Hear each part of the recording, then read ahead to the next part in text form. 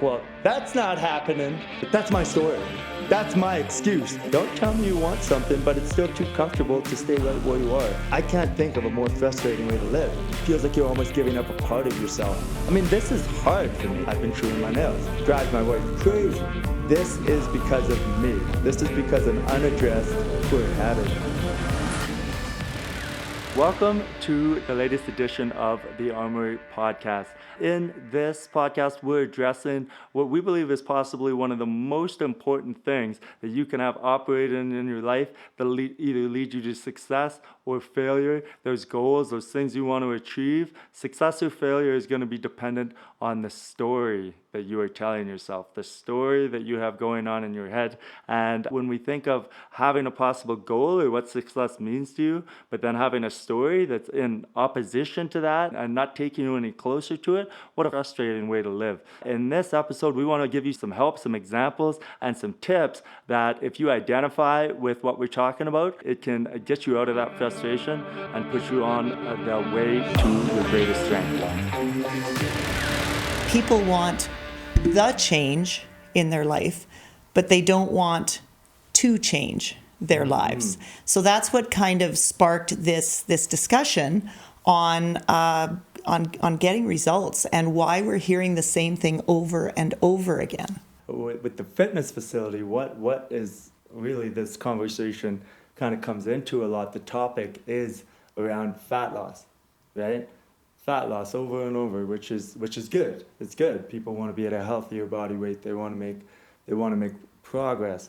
The problem is trying to lead them down the path that leads to progress is normally met with resistance.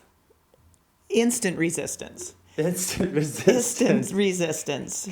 So I think that's the thing, right? Where it's like, I want this change. Sometimes it's like I want this change more than anything. You know, I need to drop 50 pounds. I need to drop 20 pounds. And it's like, you really want this, right? And then they're like, yeah, absolutely. And we dive into very simple things because it's not complicated, right? We know the things that work. We've seen great results for those that will take the actions, and it comes back to lifestyle and sleep and creating a calorie deficit and protein consumption, strength training 3 to 5 times a week, getting enough movement in a day, right? And these are the things. Everybody has a different struggle. Not everybody's the same, and we recognize that, and we just try and kind of lead people down a certain direction. But it happened to me and you multiple times in the same week where we were having these conversations, which kind of prompted this, where it was like we didn't even quite get the suggestion out yet or a bit of advice, and they're like, well, that's not happening. I can't do that. It's like I haven't even quite finished what I was trying to say yet, right? And it just really makes us realize that we've got something that needs to be addressed at a bit deeper. Absolutely. Because it's recurring over and over and over. And one thing is something like protein, right? And I think you have some examples of people that we were talking to. Could you give me maybe some feedback that you were getting when you said, hey, we need to increase your protein for someone who's strength training? So, for example, we work with a lot of women, and typically women aren't eating enough protein, and especially coming in and strength training and having goals surrounding fat loss. Protein is critical because it helps keep you full longer. There's a myriad of reasons. You're still wanting to maintain or build muscle. And so we say, well, you need to make sure you're eating adequate protein. And sometimes that's all you get out is adequate protein. And the right way it'll come back to you, well, I can't eat that much meat. Yeah. I haven't even actually said how much you will need to eat. And so you'll say, well, okay, for what you're telling me, I think a goal of between 130 and 150 grams of protein in a day is what you're going to need. Well, I can't eat that much protein. Well, do you know how much that is? How many servings? No, but I know I can't eat it. Okay, well, I can't eat that much steak. Okay, steak isn't the only source of protein. Are you able to have dairy? And you start with, here's a few other things. Well, I can't have that. I don't want that. I don't like that. I still want to eat exactly what I'm eating, but I want to see a difference. So there is a definite resistance to even what we know are simple and quite easy changes. Let's be honest, in our society, we have an abundance of protein choices available.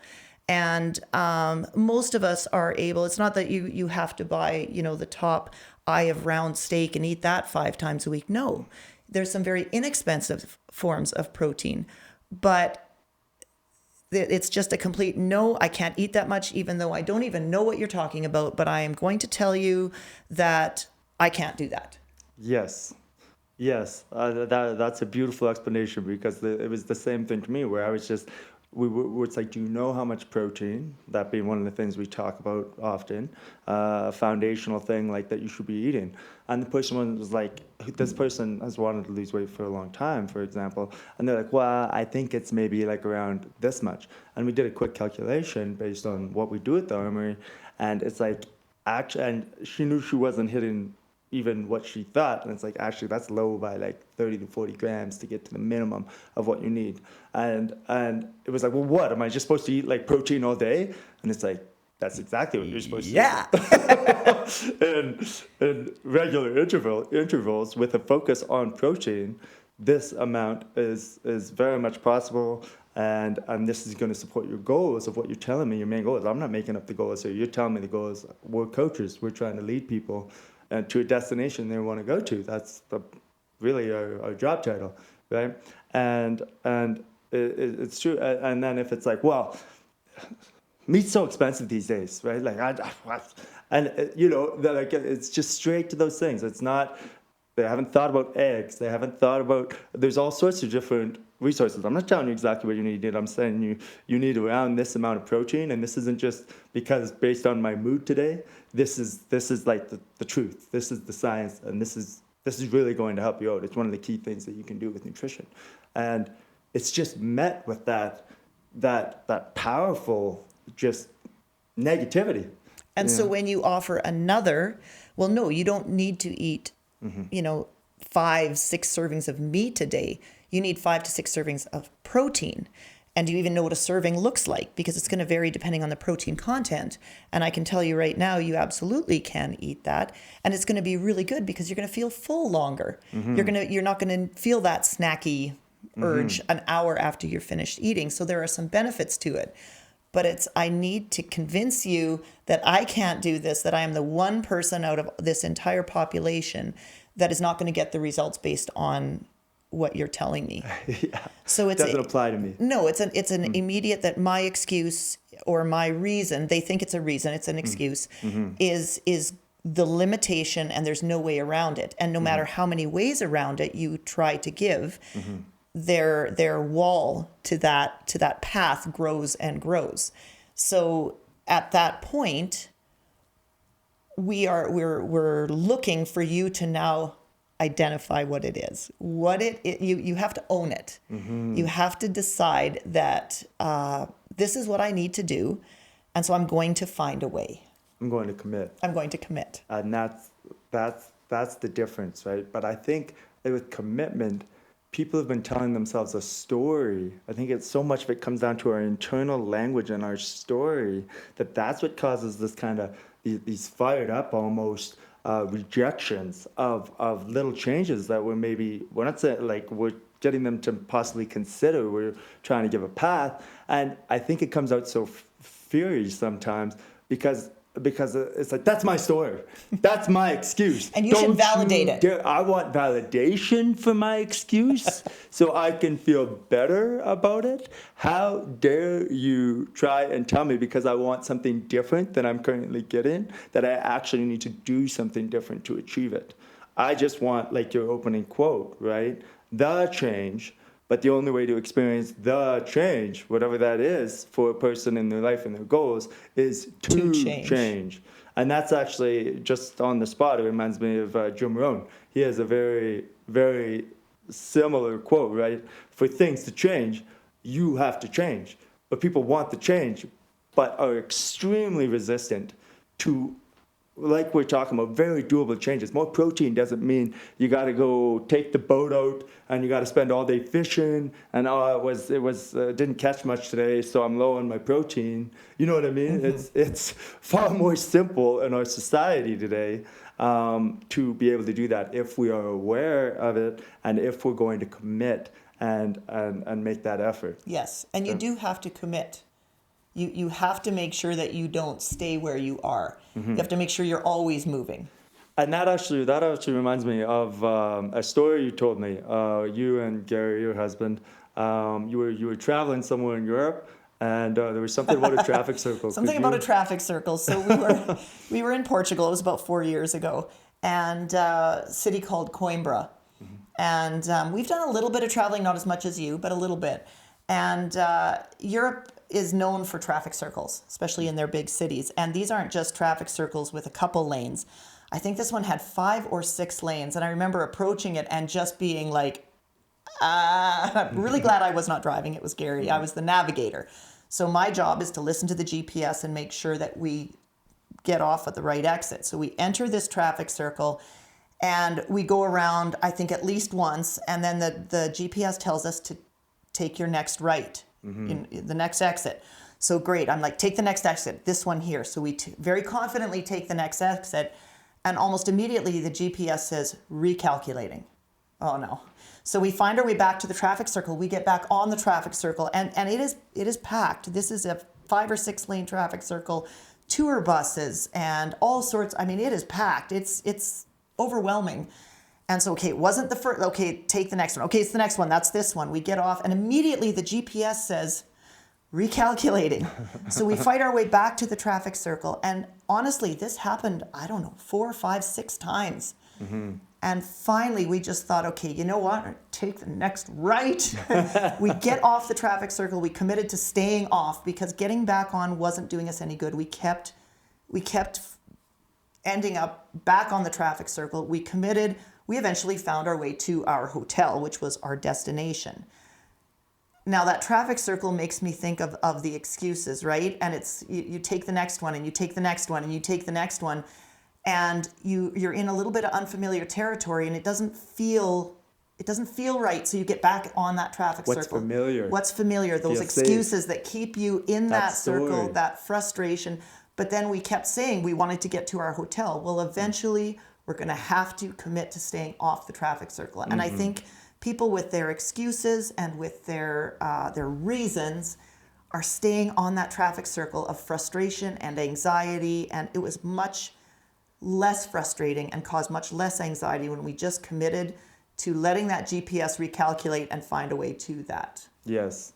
I think that's a great analogy for what we're talking about with that traffic circle, that it's like, this is not my destination. My destination was not the traffic circle. But it's almost like you were making turns. You were trying and then coming back to the traffic circle. Some people, it's almost like they don't even want to turn. Like I want to get to that darn hotel. We got to sleep sometime tonight. But it's like, well, like you see a bit of a turn, a bit of a different path, right? Even you're not sure if it's the perfect one or whatever. But it's like, well, nope, that's not my path. Right? Because it doesn't match my existing story. It doesn't match what I've been telling myself. It doesn't match my reasons, which is excuses, because the problem is it's all about reasons why you can't, reasons why not, right? So it's like, well, it can't be that right. And then there's another right. And then you're weaving in and out of traffic and you're thinking about, well, maybe, no, that can't be it. That's not my turn, right? And you could see, obviously, how frustrating this would be at the hotel is, 4 blocks away, but none of the turns are the right turns. So therefore, I'm just going to be on this traffic circle till I run out of gas, and we'd still be there. Yeah. 4 years later. Right.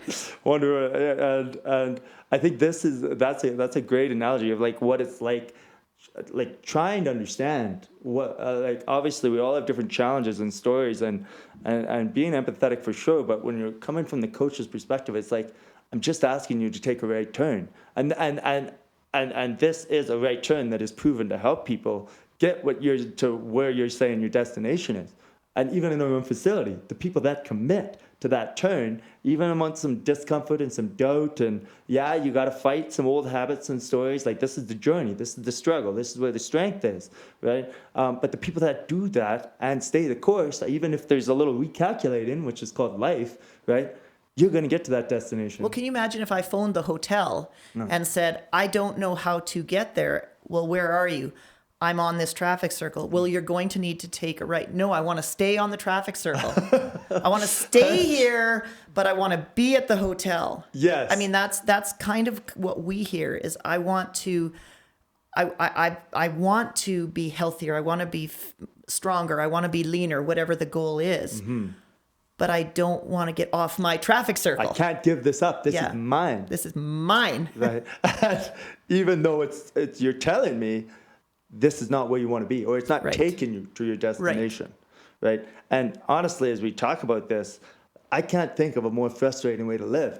No wonder people are frustrated. No wonder people are unhappy, are anxious, and have anxiety around. And I think the problem is people feel like they're doing something because they're thinking about it all the time. It's on their mind. You know, it's like my weight is on my mind all the time. My 50 pounds. I'm talking terrible about myself and how much of a failure I am, and then bouncing in and out of the lanes of my excuses and everything over and over and over. So it feels like I should be getting to the destination by now because I put a lot of energy into this. But it's like, well, yeah, but that energy just keeps you on the traffic circle. Right. It doesn't take you to the destination. You're still driving. You're just not going anywhere. You're still driving. You're not going anywhere useful. You're not going where you say you want to be going. I think that's it's just the perfect analogy for what we're going after today. And a couple of things that came to me and that we talked about a bit too is, okay, well, if this resonates with someone who's listening. If this is like, that's me, I'm on the traffic circle. If it's you, and whether it is fat loss, whether, there's all sorts of ways that we can be on the traffic circle of life. But it comes down to not being committed and not taking enough action, right? And I think like kind of a 3-step thing that came to me is, well, how do I break out of this? How do I get off the traffic circle? And I think the biggest part is actually being responsible enough to call yourself out and recognize that you're doing donuts on the traffic circle. Yes. That is what I'm doing.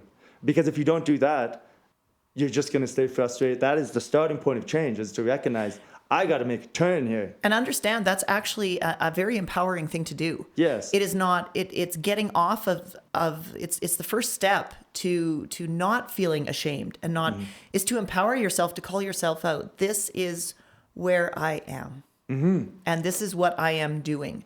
And I know I can go somewhere else, but you have to call yourself out and be really honest. And it feels empowering to do that. I would agree. And I think the way where it's like, okay, I've called myself out, which is the start. It has to be done, because otherwise you won't admit that anything needs to change. Right. You're bouncing around, right? But then from there, well, what needs to change to actually for you to change a bit? And for me, the thing that comes to me first is your language, your story that you're telling yourself. Right, it all comes down to the language, and it's these interactions that we're talking about as examples. It's just the person's inner language coming out, right? And that is a language that's all about I can't, I wish, I should, one day, if only. Right? Like this, and then they follow it with their favorite stories, even though they're keeping them on the traffic circle. This is my story. Don't you dare take these justifications for why I can't succeed away from me, is the energy. And I think it's because for the last 2 years, 5 years, 10 years lifetime, they have been pounding this language into their brain to the point that it's become part of their identity. So I think for your story to change, your language has to change. And as difficult that is, that sounds so simple. That's one of the hardest things that you can do. So what would you change it to? Instead of I can't, I should, I wish, what would you suggest the change becomes? A committed response. The real response. I am something. I can. I will is committed. right? There's stories about mountaineers, and my favorite is the one is kind of like, oh, I'll think about climbing the mountain, or I should climb the mountain, or I might be able to climb the mountain. And then there's the guy who's like, I will climb the mountain. Which one made it to the top, right? And it was in that language, that initial commitment, and people are afraid to make that commitment because that commitment means I don't get my old story. I don't get that familiar traffic circle, even though it's not this isn't the destination. My life is spent on this traffic circle, and there's amazing things that I should be seeing and doing.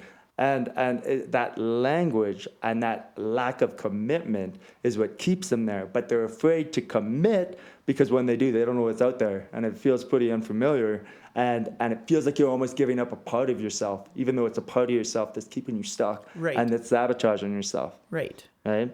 So I think the change in the language to a committed language, it's going to feel difficult. It's going to feel inauthentic. It's going to feel, but it is critical. If you do not change your language, you will not change your story. Well, how empowering is that, though, to say that I am this, and then you get the opportunity to write a new story. If you were really happy with what the story you were telling, you wouldn't really want to change it. But if you want to change it, how empowering is that now you get to write a new story, a new chapter, a new saga for your life? I think that's an amazing point. And I mean, it reminds me, I was reading in a classic book recently. I always like the classics, you know me. And it was like, there was just a statement that no one can choose your thoughts for you.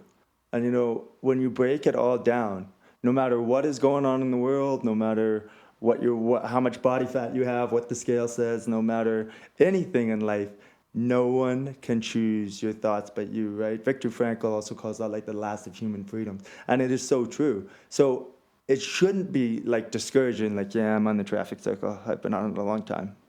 I'd like to not be, but I don't know what to do. It should be like, holy smokes, today I can make effort to change my language a bit and think that positive energy. Think about, you know, giving you some new direction and maybe being courageous enough and committed enough to actually make a turn. Even if there's some recalculating that needs to happen once you go, you got to commit to that actions. Back to things like fat loss, that's the protein, that's the sleep, that's the lifestyle stuff. And I think that the language, it's got to change. So then what do you say to somebody who thinks that they've done that, but they still are on that traffic circle? Why is it that they haven't yet gone the next step? Why are they still stuck on that traffic circle? It's not painful enough to stay there. It's not painful enough. So explain what you mean by that.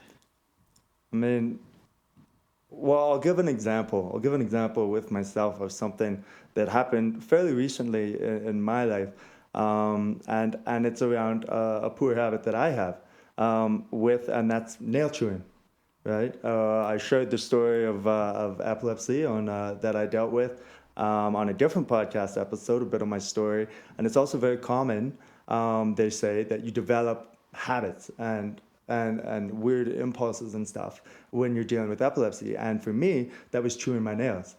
So that's over 25 years ago. I've been chewing my nails, right? And obviously, not the worst thing, you know. I'm not smoking here. I'm not. It's like I'm chewing my nails, right? Like, and so I never really took it seriously. Fast forward way ahead. Now I'm married. Drives my wife crazy.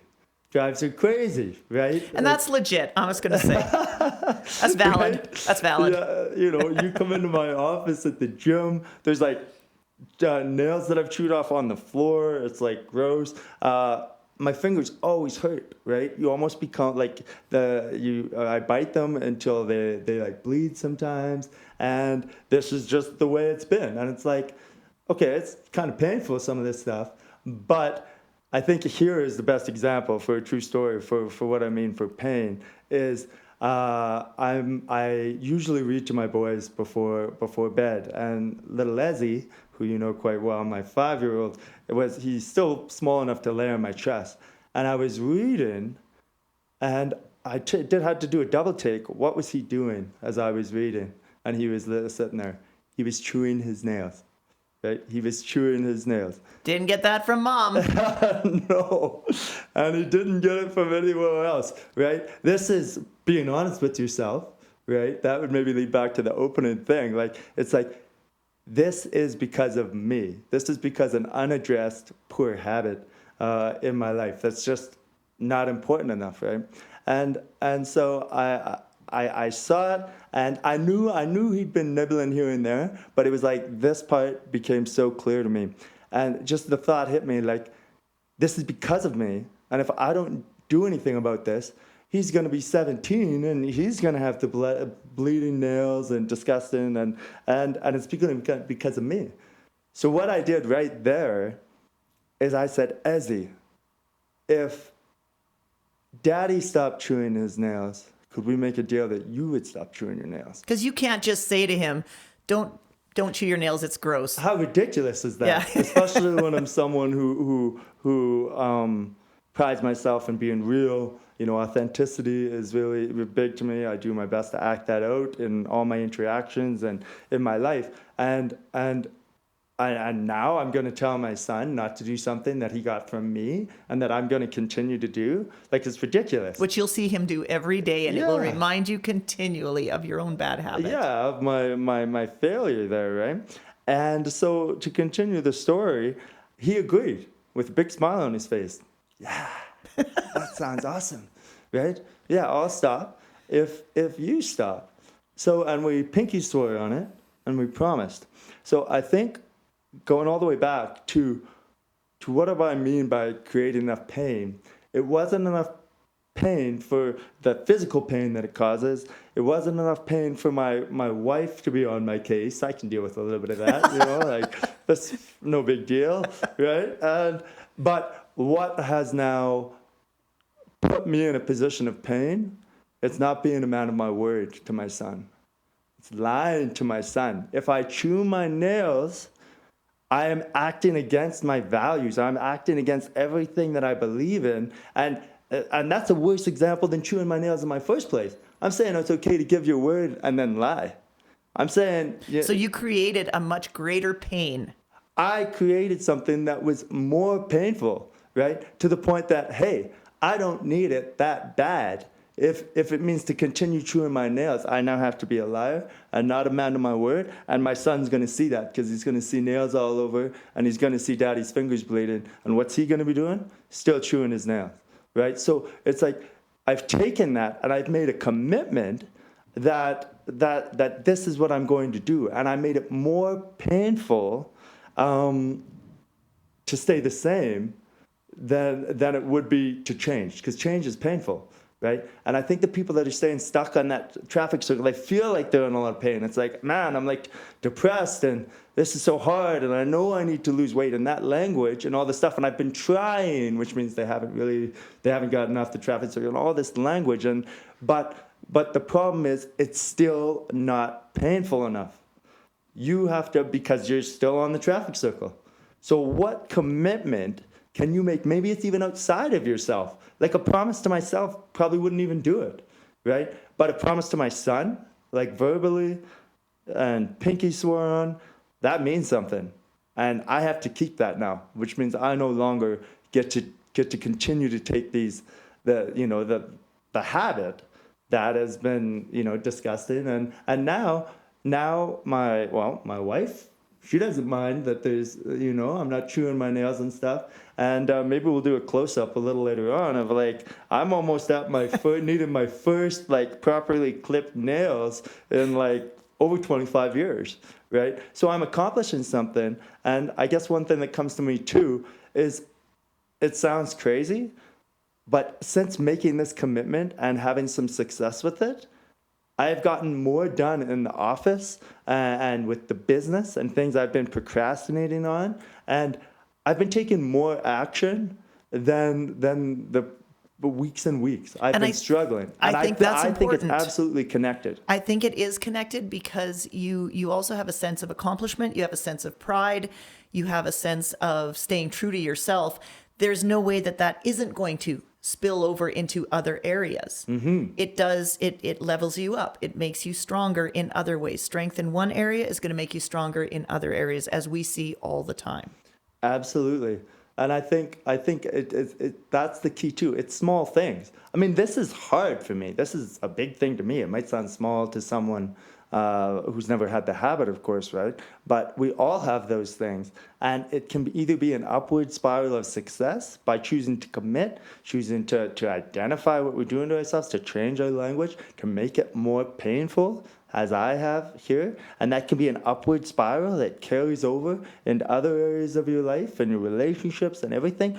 Or you stay stuck on the traffic circle. And that's important to say that. I mean, I know it does sound, and I guarantee there's somebody who's listening who says, yeah, but chewing your nails isn't a big deal. It's not as what I'm dealing with, or it's not what, I've never chewed my nails. So to me, it isn't a habit that would be difficult to break because I don't deal with it. But I have other poor habits that I've had to fight against. So if you're listening and your first thought is that isn't a difficult thing to break, that again, you're arguing to keep yourself on the traffic circle because you're thinking that yours is more difficult, and it is yours. So it is yours to identify. But I think it's really important that you understand that these little small steps that you take will really help you level up. Like you said, in other areas, but it had to be so painful Yes. to not level up that you didn't have a choice. And I think for you and your character, making that promise to your son is what it was going to take. Absolutely. Absolutely. And I think this is the thing that's lacking for the people that should do something, that want to do something, that are, and I think of even fear, a lack of action when you're afraid, like I need to lose weight or else like bad things are going to happen, or the doctor just was talking about diabetes or whatever it is. It causes some fear. But if we're not willing to commit and take some action, it turns into anxiety. Absolutely. Right? If your kid was out playing, your 2-year-old was chasing after a ball on the street and a car was coming around the corner real fast, it's time to act. Fear, that's like what fear is for, and it's time to act. Just imagine that situation. This car's burning around the corner and you're seeing everything in a flash before your eyes, and it's like, Timmy,